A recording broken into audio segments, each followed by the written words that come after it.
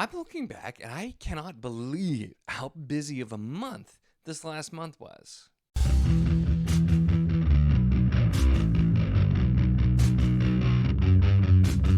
Hello and welcome to my channel. In this video, I am going to be doing my May wrap up, and man, I feel like I got through just a surprising number of things. Probably more books than I've read in any given month that wasn't a readathon month in quite some time. And it wasn't all what I planned. Some of it was mixed, some of it was different, and some of it was just random. And I kind of mixed it up, especially toward the end of the month. But in this video, we're going to talk about all of it and talk about what I read. So I started the month finishing up the Arrows trilogy by Mercedes Lackey, the first Valdemar trilogy with Arrow's Flight and Arrow's Fall, and I made a video. I was really disappointing. So we did not start off on a great note for the month, where the second book I didn't like nearly as much, and the third book I had a lot of issues with, and I talked pretty in depth about things, and I think some of it is subjectively I didn't like some of the things that it was doing, but also just I felt like a lot of it just felt very contrived and just kind of lost a lot of the things I really enjoyed. So while I'm absolutely not really off Valdemar, and some other people did tell me like specific sub-series, and it's a huge series, so I definitely will try some more because I'm still really interested in the world, and that was what hooked me to begin with. But it didn't go the best the way to start there. We continued there, and then I did Shields in Shadow by Andy Peliquin. This is the first book in the Silent Champions. This is a review copy that was sent to me a while back. And this is the first thing that I had read from this author as well, so I was really interested to try. And I know he's got a ton of books. This one is kind of your like shorter middle type of thing, and it was just very action-packed. I did a review here, and while this one wasn't 100% for me, I commented in that review. I think people who like the fast-paced action, more kind of like popcorn type read, I think that's going to work better, although it did have some really good action sequences, and it felt a little bit like the movie The Expendables to me, with like gathering this team to go on this quest. It just felt like it was doing a lot of the kind of expected types of tropes and doing a decent job with it, but it just wasn't offering me a ton of what I wanted more, and so I kind of was in the middle there, although I still thought it was a solid time. And then in that same vein, funnily enough, the next one we did is Empire of Silence by Christopher Rocchio. I have a review for this out as well. And again, I will say the thing that really pulled me in immediately is the prose. I really enjoyed the prose. I had been told I would enjoy the prose, and I most certainly did. However, I really found that for the most part, this book also, again, just didn't feel like it was doing anything that was super original. It was executing well with a lot of what it was doing, but it was a lot of, tropes, things, and more so with this one, I felt like some of the inspirations were just a little bit too much like the same. There was just some things from Dune, from Star Wars, from some other sci-fi things where it's just like, this is literally just this. And so I struggled with some bits, and there were some plot lines I wasn't a huge fan of. But the writing style, I did a nice chunk of this in audio too, because the narrator does a fantastic job, and with the great prose and the way that it's narrated, really enjoyable. So it's the kind of series I would continue even if I didn't like. I did end up liking it. I ended up, I think, 3.5 on this one. But the kind of the glimpses of the world, the wider picture, are what really have me interested. So I definitely will be continuing on and trying out more. And I've heard from a lot of people that book 2 will be a much better experience, most likely for me, and be where I'm probably end up being sold. So hopefully that will be the case, but we will see.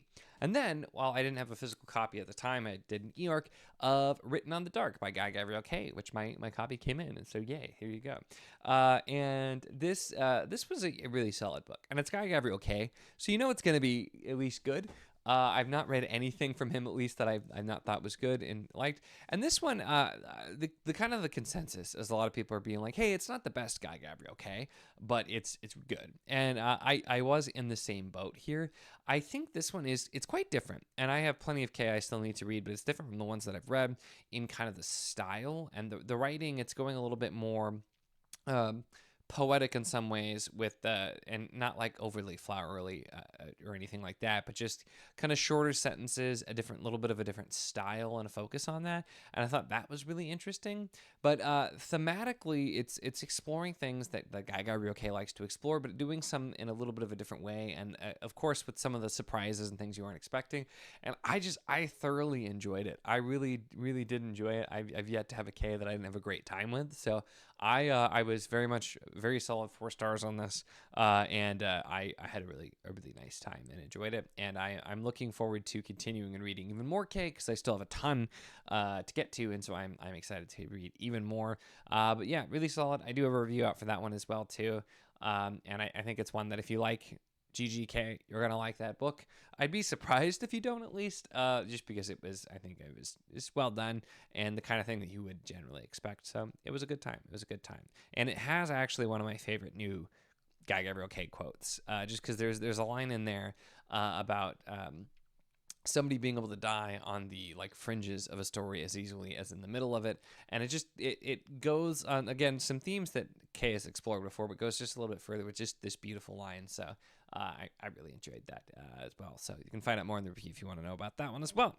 And then I had another review copy that I needed to get to that I was also very excited for, which was The Witch Roads by Kate Elliott, which I did actually have this physical arc, which was super cool. So you've probably heard I'm a huge Kate Elliott fan. If you've seen, me talk pretty much at all, I actually got to interview Kate Elliott that I just did as well. So I have both a review for this and an interview with Kate Elliott out there as well. And The Witch Roads was a surprise in the best way, because the premise of it had me a tad worried, because it sounded like it might be leaning a little bit YA, even though it was advertised as adult epic fantasy. And no, this is 100% Kate Elliott coming back hard with the adult epic fantasy. And it has everything I love about a Kate Elliott book in it. It's just the world was so immediately interesting to me. The book's not super long. It's a little on the shorter side for Kate, and it's only a duology, and so it still has kind of that slow burn feel that you get in a lot of her stuff that I tend to really enjoy.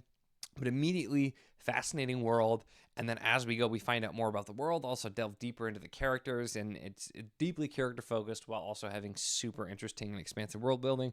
That's Kate Elliott's signature, and why I had such a great time. So that one, I expected to enjoy, because again, I typically am going to enjoy Kate Elliott books. I just like her style, but that was just really sucked me in. And the ending I just thought was so well done, so well done. I cannot wait for book 2 of The Nameless Land, which is coming out later this year. So I'm very excited. After that, I then did, because some people had told me after I did books 3 and 4 of Amber that book 5 is the end of the arc. So I'm like, well, I better get to it. So I did The Courts of Chaos, book 5 in the Chronicles of Amber, which is the end of the Corwin cycle. Then it goes to the Merlin cycle, which I probably will be doing sooner rather than later, because I kind of want to finish out that whole that whole book, because that's all 10. But again, I don't know. They're odd, but they're very entertaining. There's so many twists and turns, and it's just not quite like anything else that I've ever read. And I feel like it's one of those series where I kind of wish I would have binged it. And I said I did do kind of a review for that series, talking about it in more detail as well, if you want to check that out. But they're very short, they're very easy to get through, but it's just setting up wild things, and it's kind of just the atmosphere, I think, for that one is what really pulled me in. The descriptions, and it's pretty basic prose for the most part, but it's more stylistically just you really feel as they're like shifting through the shadows to go to different worlds and that kind of thing, and the kind of the convoluted stuff that all also makes sense. It's just, so Zelazny doing weird stuff back in the 70s. I'm really curious to try not only the rest of this, but more of his stuff, because I've heard his other stuff is like just kind of crazy and out there, but in a good way. So I was glad to wrap up that first arc at least, and I'm very curious to try more.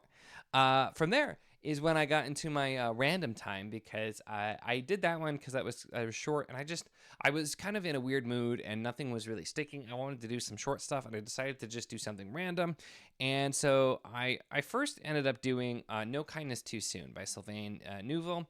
This was recommended by Jake the Bookish Drummer, and it was a super short, only like a couple of hours on audio, and it's a full cast.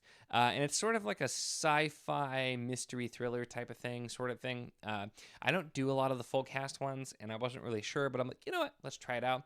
And I enjoyed it. It played around with a lot of first contract tropes. It was more so what it was doing, and there was a little bit of like a mystery, you don't know what's happening, and then the way it wraps up is it really kind of leads you where like, oh gosh, what is going to happen, and it wraps up in a very satisfying way that I thought was really well executed. And so if you're looking for something super short and easy to get through, it was kind of a fun one, especially if you like some of those sci-fi tropes and a little mystery, or if you like full cast, because I've been very mixed with my full cast experience, but I enjoyed it here. Then I went super random. I should mention that one and the next three I'm going to talk about. I did do a video just recently doing kind of mini reviews of each one because I didn't want to do full reviews because none of them are the normal kind of stuff that I read. So I didn't know how interested people would be. But I really enjoyed myself with just trying different stuff, actually. And my results were mixed, but it was still a fun time.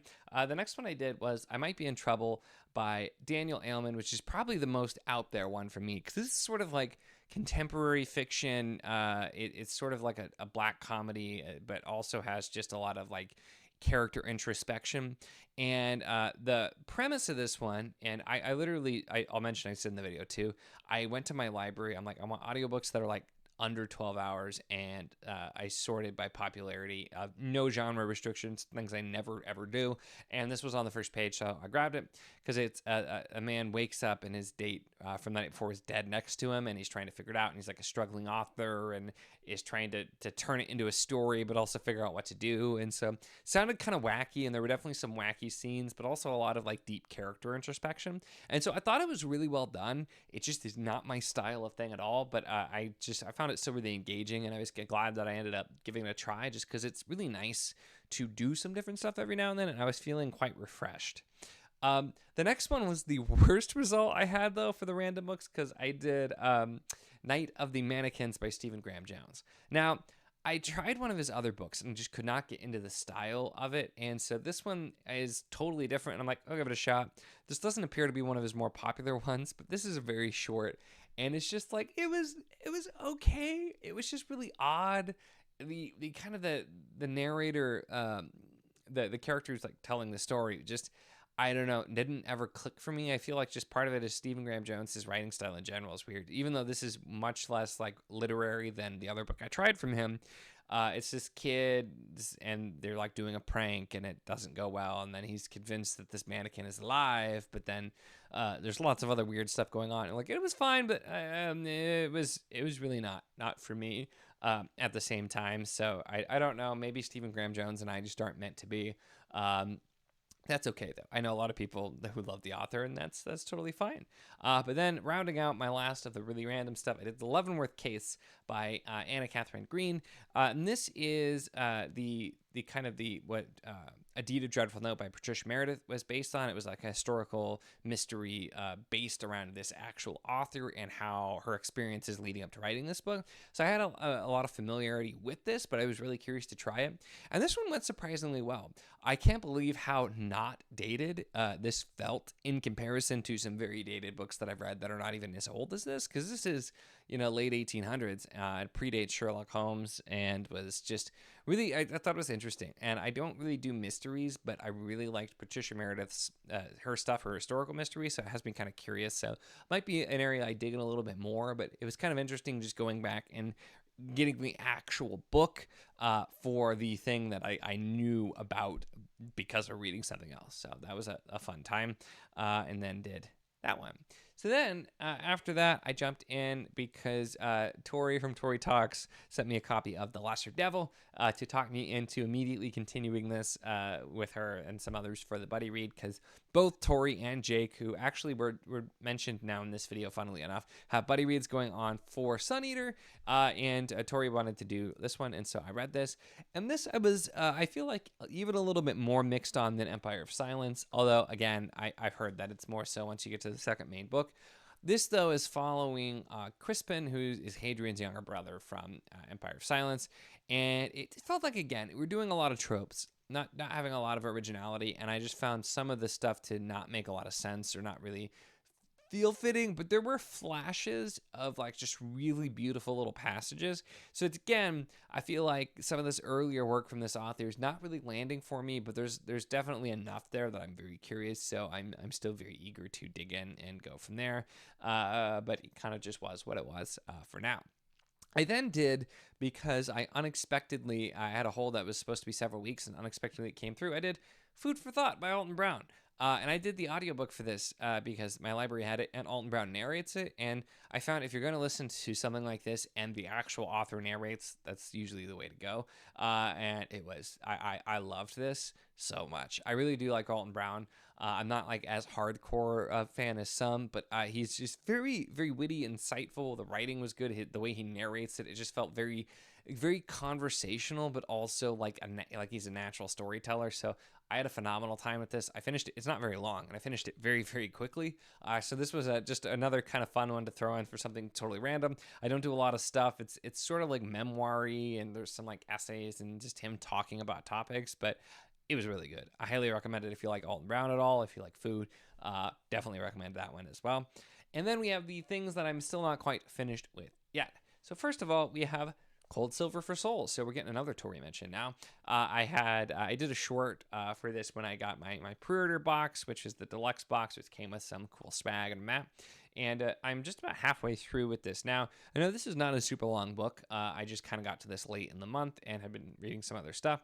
But this has been really interesting because this is so incredibly different from the Bloodstones, the other book that I've read from her, in almost every way. Because this is a Western, and it's just the style could not be more different.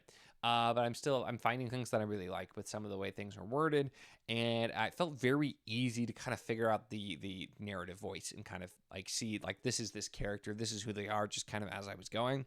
And so I am enjoying it so far. I'm starting to think the last couple times I've tried more Western or fantasy Western type of things, they've gone really well, where previously they had not gone well. So I wonder if I'm starting to turn a corner, because I read like a straight up Western with like very light fantasy elements in like a month or two ago that I actually ended up really liking, and I was surprised.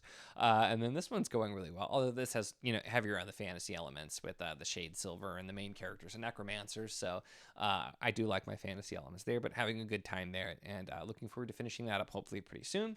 And then we have The Winter King by Bernard Cornwell, which has been going a little bit less well. And people have told me this is really, really good. And what I will say is this is more just not, I think, clicking for me, because everybody did warn me the beginning is very slow, and I found the beginning to be very slow. I actually started this quite a bit earlier in the month, and then I put it down to kind of switch to some other things, and then I went back to it. I've done a good chunk on audio because the narration is very good, other than the fact that he pronounces Nimoy Nimui, and it drives me absolutely bonkers. But I just have never really clicked with this book. I have just a very, very short little bit left. I will finish this in the next day or so. And I do think there's a lot of it that's good, but for some reason, it's just the character who's narrating it, Derville, it just never really clicked with him. The style, and it never really sucked me in. The storytelling is not there. There's not like a lot of like humor. The action is very good, but it's not an action-packed book either. So it's just, for some reason, this one is not really pulling me in, and I really expected to love this. So it just is not really quite gone as planned, but I will finish it up, and I thought it was solid. I don't think it's bad. It's just, I don't know. This one just did not land for me for whatever reason, so I haven't quite finished it up yet. But there we have it. A just colossal amount of books for a normal month for me, and I'm still kind of surprised that this was all in one month. But those are the books that I read here. So let me know your thoughts on any of these, as well as what you read in the last month, and any highlights for you or lowlights, whatever you want to share. I always love hearing from you in the comments, so definitely let me know. Make sure to give the video a like if you enjoy it. Check the link in the description, as always, for the Patreon if you want to support what I do, as well as the Wizardly Enclave Discord if you want to chat books, whether any of these books, other books, really anything at all. It's a lot of fun, and we'd love to have you. And of course, if you enjoy my content, make sure to subscribe.